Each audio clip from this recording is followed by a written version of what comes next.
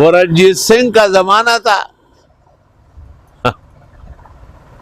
اور اس کی سخت پابندی تھی، حالانکہ یہ مسلمانوں سے بگڑے کہ گائے نہ کاٹو. ایک مسلمان نے گائے قربان کی بقر عید میں، وہاں کے بنیے نے کہا کہ میں تو بتاؤں گا. اس نے کہا مت بتاؤ، خدا کے لیے رنجیت سنگھ مار دے گا.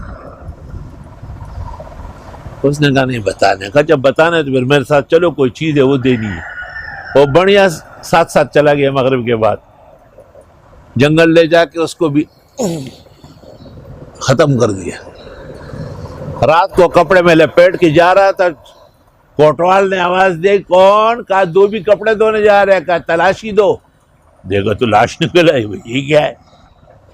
رنجیت سنگھ تک خبر پہنچی. رنجیت سنگھ میں 100 عیوب کے ساتھ ایک کمال تھا کہ وہ صدق کو بہت مانتا تھا کہ لیکن لوگ سچ بولا کریں.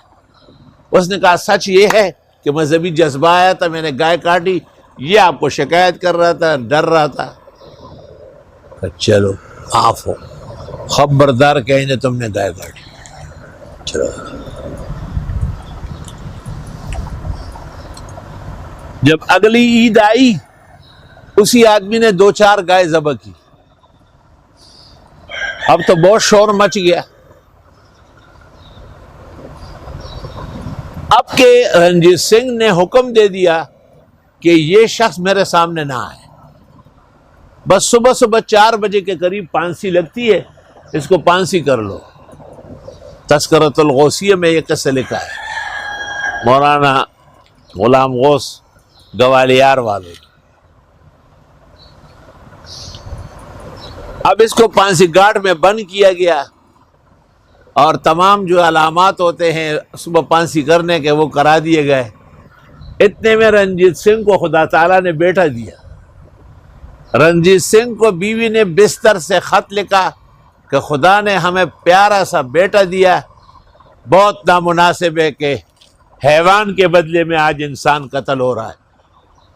آپ نے تو خزانے کا منہ کھول کے سونا چاندی بانٹنا ہے، آدمی کو کیوں مار رہے ہو گائے کے بدلے میں؟